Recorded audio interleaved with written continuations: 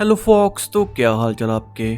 तो आज हम एक्सप्लेन करने वाले हैं कोरियन मॉन्स्टर की एक और मूवी को जिसका नाम है द बैड गाइज, जो कि 2019 में आई थी।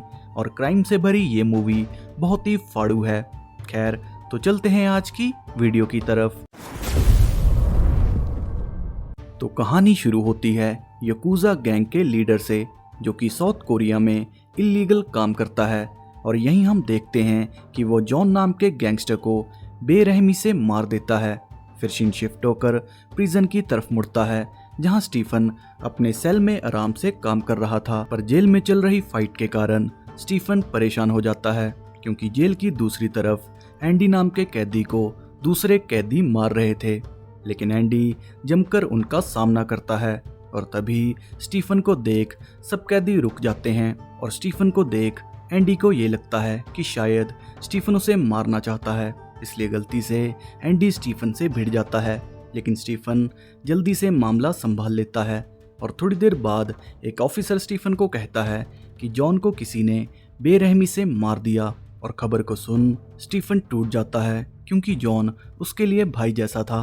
और जॉन को बचाने के लिए उसके सारे इल्ज़ाम स्टीफन ने खुद पर लिए, जिससे स्टीफन को जेल जाना पड़ा।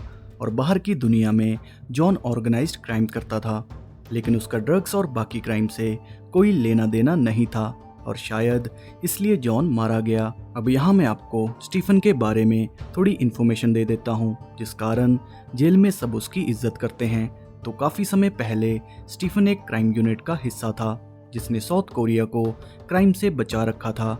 और इसी सर्विस के चलते उसे 2 दिन की छुट्टी मिल जाती है, ताकि आखिरी बार वो जॉन की अंतिम रस्में कर सके। अब जॉन के कातलों को ढूंढने के लिए स्टीफन डिटेक्टिव विलियम के पास आता है, जो कि कैंसर का मरीज है। और काफ़ी समय पहले विलियम की बेटी को किसी क्रिमिनल ने मार दिया था, पर विलियम ने उस क्रिमिनल को पकड़ लिया था। पर बेटी के जाने के बाद विलियम टूट चुका था, जिस कारण उसके जीने की इच्छा मर चुकी थी। पर स्टीफन विलियम को कन्विंस करने की कोशिश करता है, पर विलियम उसे मना कर देता है। लेकिन जाने से पहले वो स्टीफन को एक फाइल देता है कि थोड़े दिन पहले मेरे पास ऑफिसर एंजीला आई थी, जिसके हिसाब से जॉन को जुंगू क्लैन ने मारा। और थोड़ी देर बाद स्टीफन एंजीला को कॉल करता है, जो कि प्रिजनर वैन को दूसरी जगह शिफ्ट कर रही थी। और इसी वैन में जुंगू क्लैन का लीडर भी शामिल था। और तभी हम जेसिका को देखते हैं, जो कि बहुत से फ्रॉड केस के चलते पुलिस के आड़े आ चुकी थी। और कुछ ही देर में नेशनल हाईवे पर एक अटैक होता है, जिसमें प्रिजनर वैन और बाकी ऑफिसर जख्मी हो जाते हैं। और मौके का फायदा उठाकर बहुत से खतरनाक कैदी यहाँ से भागने लगते हैं। और तभी मास्क पहने कुछ अटैकर जुंगू क्लैन के बॉस सैंग के पास आ जाते हैं, जो कि उसे अपने साथ ले जाना चाहते हैं। लेकिन सैंग की हालत देख हम समझ जाते हैं कि ये अटैक सैंग को बचाने के लिए नहीं था। और इससे पहले अटैकर सैंग को पकड़ पाता, तभी एंडी सामने आ जाता है, जो कि अटैकर से भिड़ जाता है। और मौका देखकर सैंग यहाँ से भाग जाता है। और इसी बीच एंडी अटैकर के टैटू को देख लेता है, पर इससे पहले और पुलिस आ पाती अटैकर यहाँ से भाग जाते हैं। फिर इसके बाद हम एंडी के बैकग्राउंड को देखते हैं, जहाँ एंडी एक पुलिस ऑफिसर था। और एक दिन वो क्रिमिनल को पकड़ने के चक्कर में उसे गलती से मार देता है, जिस कारण एंडी को जेल जाना पड़ा। खैर, एंजीला की हालत देख स्टीफन को गुस्सा आ जाता है, जिसके चलते वो जुंगू क्लैन के लोगों को मारने लगता है। और एक लंबी फाइट के बाद स्टीफन को पता चलता है कि जुंगू क्लैन का लीडर जेल में था, जो कि अब भाग चुका है। और अब जुंगू क्लैन का लीडर कोई और है, जिसके बारे में बहुत ही कम लोग जानते हैं। खैर, इसके बाद हम हेड ऑफिसर जैकब को देखते हैं, जो कि डिटेक्टिव चॉय को मिशन देता है कि सभी भागे हुए कैदियों को जल्दी पकड़ो। और अपनी इन्फॉर्मेशन से चॉय जैकब को कहता है कि ये अटैक जुंगू क्लैन के लीडर को बचाने के लिए किया गया। लेकिन जैकब उसे कहता है कि अपना दिमाग सिर्फ इनको अरेस्ट करने में लगाओ। खैर, अब यही चॉय की मुलाकात ऑफिसर विलियम से होती है, जो कि काफ़ी समय पहले स्पेशल क्राइम यूनिट का लीडर था। और विलियम को देख चॉय सोच में पड़ जाता है। और इधर जैकब विलियम को सैंग के बारे में बताता है कि सैंग ने जुंगू क्लैन को शुरू किया था, लेकिन बहुत ही कम समय में उसने ढेर सारी तरक्की की। और जब उसे अरेस्ट किया गया तो सैंग ने हमें बताया कि अंडरग्राउंड गैंग और ऑर्गेनाइज्ड क्राइम इन सब का लीडर कोई और है, जिसके अंडर साउथ कोरिया के पॉलिटिशियन और बड़े बड़े पुलिस ऑफिसर आते हैं, जिनका नाम सैंग ने एक डायरी में लिखा है। लेकिन जेल में सैंग पर बहुत से अटैक हुए, इसलिए हमने सैंग को दूसरी जगह शिफ्ट करने का प्लान किया ताकि सैंग को सेफ्टी देकर हम उस डायरी को हासिल कर सकें। लेकिन पहले ही वैन पर अटैक हो गया, जिसके चलते सैंग यहाँ से भाग गया। अब जैकब की बात को सुन विलियम समझ जाता है कि कोई ना कोई ऑफिसर अंडरग्राउंड गैंगस्टर से मिला है जो कि सारी खबर उन्हें दे रहा है। खैर, अब जैकब विलियम को दोबारा से क्राइम यूनिट शुरू करने को कहता है। खैर, इसके बाद हम डिटेक्टिव चॉय को देखते हैं जो कि अपने साथी को क्राइम यूनिट के बारे में बताता है कि 3 साल पहले ऑर्गन ट्रैफिकिंग और बाकी क्राइम को खत्म करने वाले ये 4 लेजेंड थे, जिसमें शामिल था द बुचर यानी कि Stephen, number 2 the mad dog यानी कि विलियम, और नंबर 3 क्रेजी बी यानी कि एंजिला, और नंबर 4 किलिंग मशीन यानी कि टाई। अब सबकी हिस्ट्री बताने के बाद चॉय अपने ऑफिसर को कहता है कि अगर जैकब ने इन सबको काम पर लगाया है तो मामला काफ़ी खतरनाक है, इसलिए जल्दी हमें ये केस सुलझाना होगा। और इधर विलियम आकर एंडी को मिलता है, जहां विलियम उसे कहता है कि मैं तुम्हारे पिता को जानता था और वो काफ़ी ईमानदार ऑफिसर थे, इसलिए मैं चाहता हूँ तुम क्राइम यूनिट में शामिल हो जाओ और केस सॉल्व होने के बाद तुम्हारे 5 साल की सज़ा कम हो जाएगी। जिसे सुन एंडी मान जाता है, जिसके बाद स्टीफन विलियम को कहता है कि टाई ने आने से मना कर दिया क्योंकि वो अब पूरी तरह से धार्मिक हो चुका है। और एंडी को देख स्टीफन उसे वार्न करता है कि मेरे साथ काम करना है तो ढंग से करना। खैर, इसके बाद विलियम सभी कैदियों के बारे में बताता है और सबसे पहले हम पार्क के बारे में जान पाते हैं, जो कि एक साइको किलर है जिसने अपनी वाइफ और प्रोफेसर को मार दिया था और इसे बूढ़े लोग और औरतों को मारने में मजा आता है, इसलिए सरकार ने इसे मौत की सजा सुनाई थी। खैर, नंबर 2 किम चैंग, जो कि एक रेपिस्ट है और इसी के साथ ये और भी बहुत से क्राइम कर चुका है और काफ़ी बार ये जेल से भागने में कामयाब रहा। खैर, नंबर 3 सैंग, और सैंग को देख स्टीफन विलियम को कहता है कि ये मेरा शिकार है, लेकिन विलियम उसे कहता है कि ये ऑपरेशन सिर्फ इनको अरेस्ट करने का है। खैर, नंबर 4 जेसिका, और जेसिका को देख स्टीफन उसे पहचान जाता है कि मैं इसे जानता हूँ और मुझे पता है ये कहाँ मिलेगी। और थोड़ी देर बाद स्टीफन जेसिका के पार्टनर को मिलता है और स्टीफन को देख पार्टनर यहाँ से भागने लगता है, लेकिन स्टीफन सारे मामलों को संभाल लेता है और कुछ ही देर में जेसिका पकड़ी जाती है। और इससे पहले वो जेसिका को जेल भेज पाते, तभी जेसिका उन्हें कहती है कि किम को पकड़ने में मैं तुम्हारी मदद कर सकती हूँ। जिसके बाद जेसिका उन्हें कहती है कि किम छुपने के लिए लड़कियों का इस्तेमाल करता है, वो उन्हें झूठे प्यार में डालकर खुद को बचाता रहता है। और जेसिका की इन्फॉर्मेशन को देख विलियम उसे भी क्राइम यूनिट में शामिल कर लेता है, यानी कि केस के बाद जेसिका की सज़ा भी कम हो जाएगी।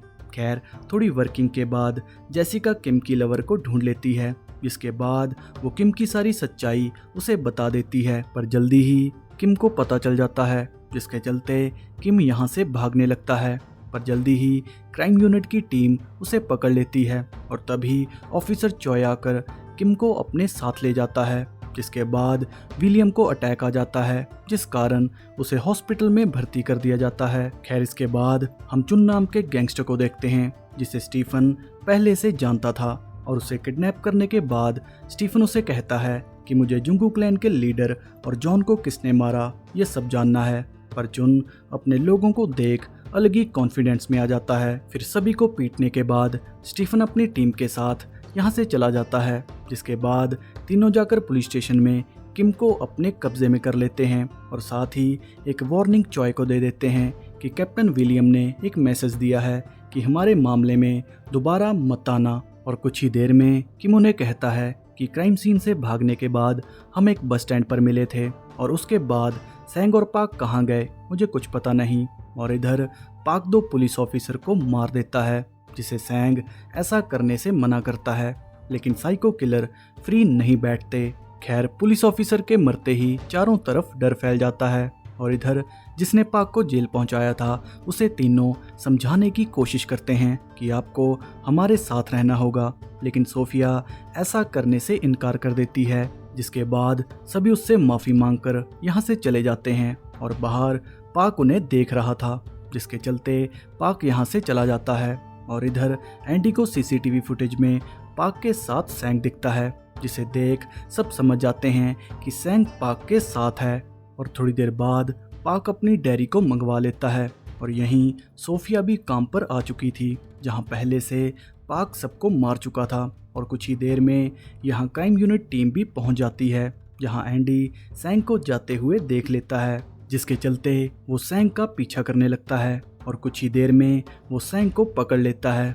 और इधर पाक सोफिया को तड़फा रहा था, जिसे जेसिका देख लेती है और इससे पहले वो सोफिया को पूरा मार पाता तभी एंट्री होती है स्टीफन की, यानी कि कोरियन मॉन्स्टर की, जो कि पाक को बुरी तरह तोड़ देता है।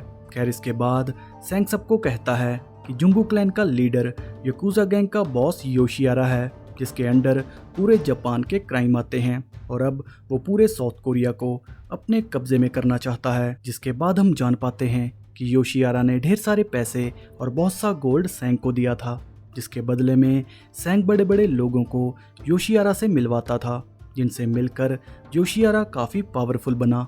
जिसके बाद योशियारा ने बहुत सारी नई ड्रग्स बनाई जो कि कोरिया की जनरेशन को ख़त्म कर रही थी, लेकिन जॉन ने इसका विरोध किया, जिस कारण योशियारा ने उसे मार दिया। और जॉन की हालत देख सैंग भी उनके खिलाफ हो गया और तभी सैंग उन्हें वो डायरी दे देता है, जिसमें सभी क्रिमिनल और बड़े बड़े लोग शामिल थे। और तभी एंट्री लेता है जैकब, जो कि सभी को गन पॉइंट पे ले लेता है। जिसके बाद योशियारा का आदमी आकर सैंग को ले जाता है और उसके टैटू को देख एंडी समझ जाता है कि जैकब भी योशियारा के साथ है। मतलब जैकब ने जानबूझकर विलियम की टीम को सैंग के पीछे लगाया ताकि सारा काम होने के बाद वो सबको मार सके।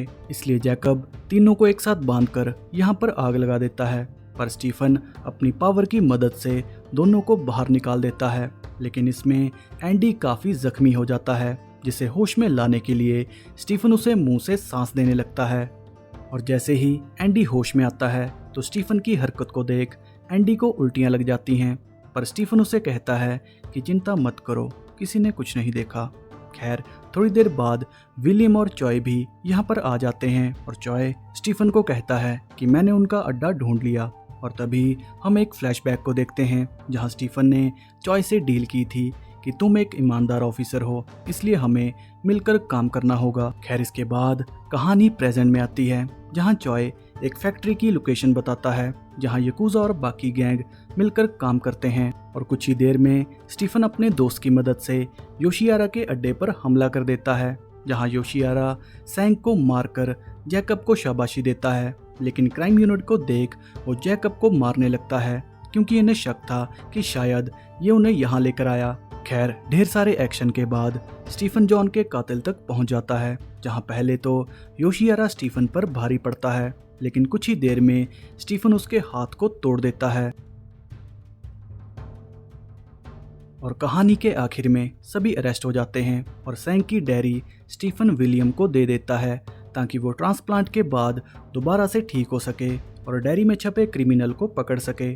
और स्टीफन से मोटिवेट होकर विलियम फिर से ठीक हो जाता है और एक बार फिर से वो स्टीफन को टीम में शामिल कर लेता है। और रही बात जेसिका और एंडी की, तो डील के मुताबिक उनकी सज़ा कम हो जाती है।